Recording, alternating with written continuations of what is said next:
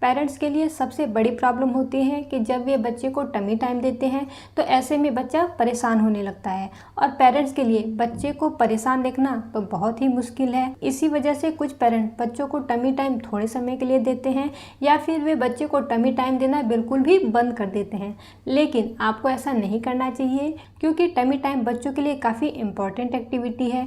यह बच्चों के नेक, शोल्डर, बैक, हाथ और पैर की मसल्स को स्ट्रॉन्ग बनाने में उनकी मदद करता है। इसके अलावा यह बच्चों के विजुअल स्किल्स को भी डेवलप करता है। यह बच्चों के हाथ को खोलने में और उनके अंगूठे को उनकी हथेली से बाहर निकालने में भी उनकी मदद करता है। बच्चों को टमी टाइम देते समय आप इन टिप्स को फॉलो कर सकते हैं। साथ ही हम कुछ सवालों के जवाब भी देंगे जो अक्सर पेरेंट्स के मन में आते रहते हैं कि जैसे अगर बच्चे के अम्बिलिकल कॉर्ड नहीं गिरी है तो क्या बच्चे को टमी टाइम देना चाहिए, बच्चे को दूध पिलाने के कितने देर बाद टमी टाइम देना चाहिए, बच्चों को टमी टाइम देना कब स्टार्ट करना चाहिए और बच्चे को टमी टाइम देते समय किन किन बातों का ध्यान रखना चाहिए। इन सारे सवालों के जवाब हम आपको इस वीडियो में देंगे। तो चलिए सबसे पहले हम टिप्स के बारे में बात करते हैं। सबसे पहले आपको बच्चे को टमी टाइम देते समय बिल्कुल भी परेशान होने की ज़रूरत नहीं है।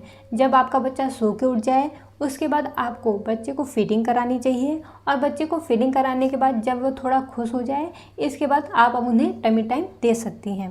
न्यूबॉर्न बेबी को फ्लोर पे टमी टाइम नहीं देना चाहिए क्योंकि यह पोजीशन बेबी के लिए बहुत ही डिफ़िकल्ट है क्योंकि अभी बच्चे को अपने सर को उठाने में काफ़ी मेहनत करनी पड़ती है। इसलिए ऐसी पोजीशन में बच्चे परेशान हो जाते हैं। इसलिए आपको करना यह है कि बच्चे को काफ़ी इजीली तरीके से टमी टाइम देना स्टार्ट करना है।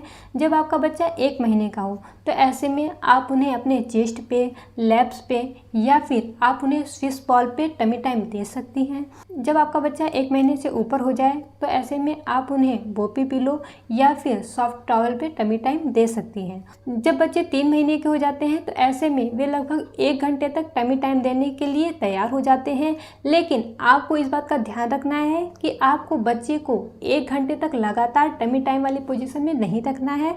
आपको पूरे दिन में 1 घंटे बच्चे को टमी टाइम देना है। नेक्स्ट आप बच्चे के टमी टाइम को और भी मज़ेदार बनाने के लिए आप उन्हें टॉयज दे सकते हैं।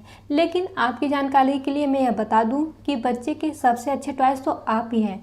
जब आप अपने न्यूबॉर्न बेबी को अपने चेस्ट पर टमी टाइम दे रहे हो तो ऐसे में आप उनकी तरफ देखकर उनसे बातें कर सकते हैं, आप उन्हें गाना गा के सुना सकती हैं। और जब आपका बच्चा थोड़ा बड़ा हो जाए और आप उन्हें फ्लोर पे टमी टाइम दे रही हो तो ऐसे में आप उनके सामने लेट सकती हैं। आप उन्हें म्यूजिकल टॉयज या फिर लाइटिंग वाले टॉयज भी दे सकती हैं। तो चलिए अब हम उन सवालों के जवाब देने जा रहे हैं जो अक्सर पेरेंट्स के मन में आते हैं। तो हमारा पहला सवाल है कि जब तक बच्चे की अम्बिलिकल कॉर्ड नहीं गिरी है तो ऐसे में क्या बच्चों को टमी टाइम देना चाहिए। यदि आपकी बच्चे की अम्बिलिकल कॉर्ड या गर्भनाल अभी तक नहीं गिरी है तो ऐसे में आपको किसी भी तरह की चिंता करने की जरूरत नहीं है क्योंकि न्यूबॉर्न बेबी को आप जिस पोजीशन में टमी टाइम देती हैं ऐसे में उनके गर्भनाल पे कोई भी दबाव नहीं पड़ता है जिससे बच्चे को कोई भी परेशानी नहीं होती है कि न्यूबॉर्न बेबी को चेस्ट पे ही टमी टाइम देना चाहिए। इससे बच्चे काफ़ी खुश रहते हैं।